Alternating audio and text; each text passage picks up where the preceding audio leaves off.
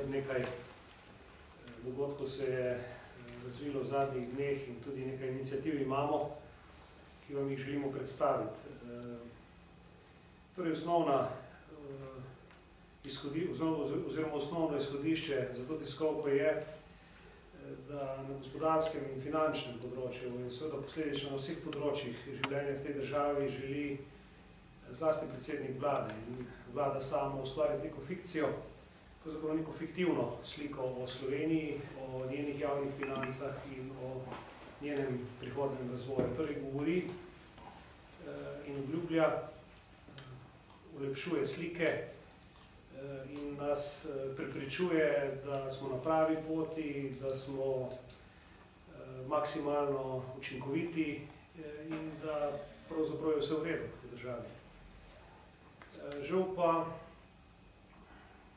suhoparna statistika in tudi nekateri kazalci mednarodnih inštitucij, pa tudi domačih, kažejo povsem drugo sliko. In to je temeljno vodilo, zakaj smo se odločili o tem spregovoriti z vami in nenazadnje tudi predlagati nekaj ukrepov.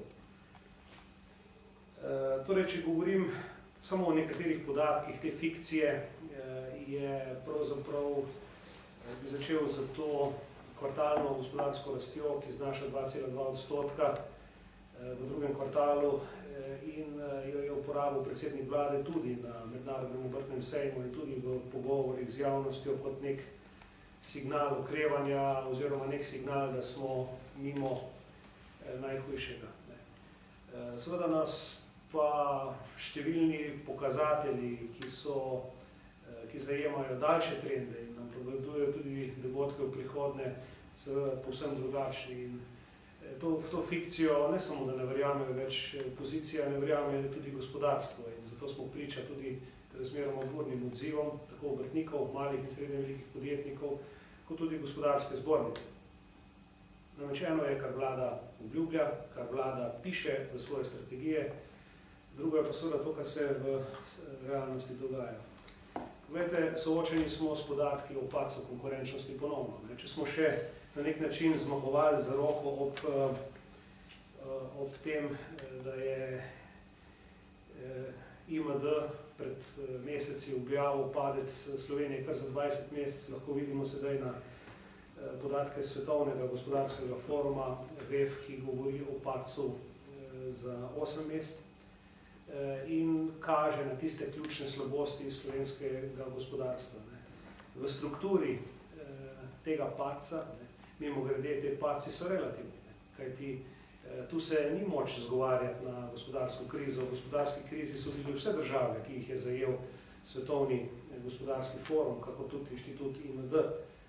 Gre za torej relativne primerjave in v teh relativnih primerjavah Slovenija gubi glede na druge države in prav na teh točkah, na katere v opoziciji tudi najbolj opozarjamo. Ena izmed temeljnih je javnofinančna stabilnost, naraščajoč primanjkljaj, naraščajoč javni dolg in posledično tudi vse težave, ki jih ima Slovenija z financiranjem razvojnih projektov. Namreč Slovenija se sedaj ukvarja, kako financirati tekočo porabo, stroške za plače, stroške za funkcioniranje države, ne ukvarja se pa veliko več s tem, kako financirati razvojne perspektivne projekte.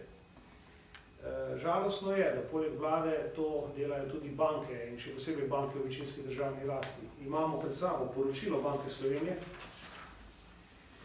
ki pravi, da so se banke v svoji kreditni aktivnosti v preteklem letu in praktično doslej ukvarjale bolj ali manj z reprogramom obstoječih posojil, torej banke so reševale same sebe, kako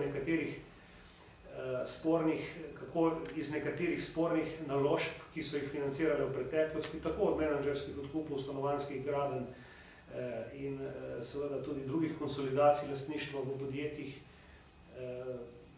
iztržiti nekaj, torej kako pobrati ta denar nazaj in z nekim reprogramiranjem obstoječih posojil so te banke porabile ves svoj razpoložljiv kapital, zato tudi Svet Banke Slovenije ugotavlja, da je taka politika zelo otežila pridobivanje kreditov predvsem manjšim in srednje velikim podjetjem ter perspektivnim projektom tako v predelovalni kot storitvene dejavnosti. Želim poudariti, da so se banke ukvarjale same sabo, približno tako kot država. In je torej ves produktivni sektor v Sloveniji ostal brez prvič vladnega suporta in drugič brez bančnega suporta. Tako da je seveda tisto gonilo gospodarske rasti ostalo brez ustreznih ukrepov in zato ni čuditi, da imamo takšne žalostne statistične podatke. Kaj nam priča še naprej o tej fikciji? Izvrševanje proračuna v letošnjem letu. Izvrševanje proračuna je naravnost alarmantno. V prvih 6 mesecih tega leta smo pridelali za 1,3 milijarde evrov primanjkljaja. To je ogromna cifra, lahko bi to cifro primerjali z nekaj ali pa skoraj krepko čez 10 projektov Stožic, lahko bi to primerjali z nešteto velikimi projekti, lahko bi to primerjali recimo z skoraj polovico avtocestnega križa. Torej, to so ogromne številke in toliko smo ustvarili primanjkljaja v letošnjem letu, pri čemer ta primanjkljaj ni bil ustvarjen zaradi investicij v razvojne projekte, ampak predvsem zaradi tekoče porabe države. In to je seveda znak za ogromen alarm. Znak za ogromen alarm so tudi določeni parcialni podatki iz tega poročila o izvrševanju proračuna, še posebej izvrševanje oziroma pobiranje davkov od dohodkov pravnih oseb. To je šele na 35% glede plana za celo leto, to se pravi krepko pod 50%. In če primerjamo ta podatek in ga izluščimo, to se pravi ignoriramo sezonski vpliv in ga primerjamo z podatkom za lansko prvo polletje, lahko ugotovimo, da smo prebrali za 50% manj davkov od dohodkov pravnih oseb v prvi polovici tega leta, kot smo jih pobrali v letu 2009. Tudi to govori, da je pešanje gospodarstva očitno, učinki krize še kako boleči in da je bilo to okrevanje oziroma ta rast v drugem kvartalu res bolj ali manj posledica servisiranja torej izvoza in servisiranja naraščajočega povpraševanja drugod po svetu, ne pa zlasti v naših najbolj pomembnih trgovinskih partnericah, kjer prednjači seveda Nemčija. Želim torej poudariti, da je kar nekaj ali pa veliko podatkov, ki govori, da je nujno sprejemati ukrepe za stabilizacijo finančnega sistema in javnih financ v Sloveniji, da je nujno sprejemati ukrepe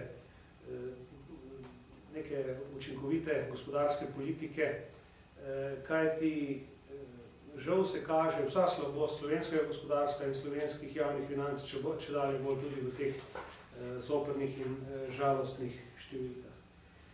Vlada nam, namesto da bi postregla z ukrepi v prid in v smeri gospodarskega razvoja, znova in znova preseneča z kontraukrepi. Ne bom pogreval teh trošarin, o katerih smo že dostikrat govorili, ki so dvignile stroške tako malim in srednje velikim podjetjem, tako na elektriko kot na pogonska goriva. Sedaj imamo ta novelo zakona o zemljiški knjigi, kjer gre za prenos pristojnosti na odvetnike in notarje. Torej pri posegih v zemljiško knjigo se ustvarja neka monopolizacija, sedaj podjetje to samo več ne bodo mogla početi, več bodo mogla najeti nekega posrednika, ki bo seveda te storitve zaračunal. Poglejte, zakaj bi na primer na veliko podjetje, kot je Gorenje, kot je Krka, kot je Petrol, moralo, ki ima svojo pravno službo, kjer so verjetno tudi eksperti, ki prekašajo marsikaterega notarja, odvetnika, zakaj bi morali najemati nekoga od zunaj za te posle, da ne govorimo seveda tudi o številnih drugih podjetjih, ki se lahko to sami uredijo.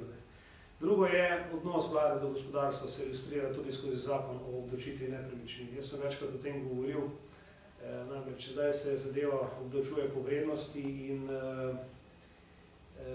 velja za poslovne objekte 5-kratni davek glede na stanovanjske in za industrijske objekte 7-kratni davek glede na stanovanjske objekte. Torej, to je sporočilo, ki zelo jasno govori o tem, da zelo jasno govori o odnosu vlade do gospodarstva, do ustvarjanja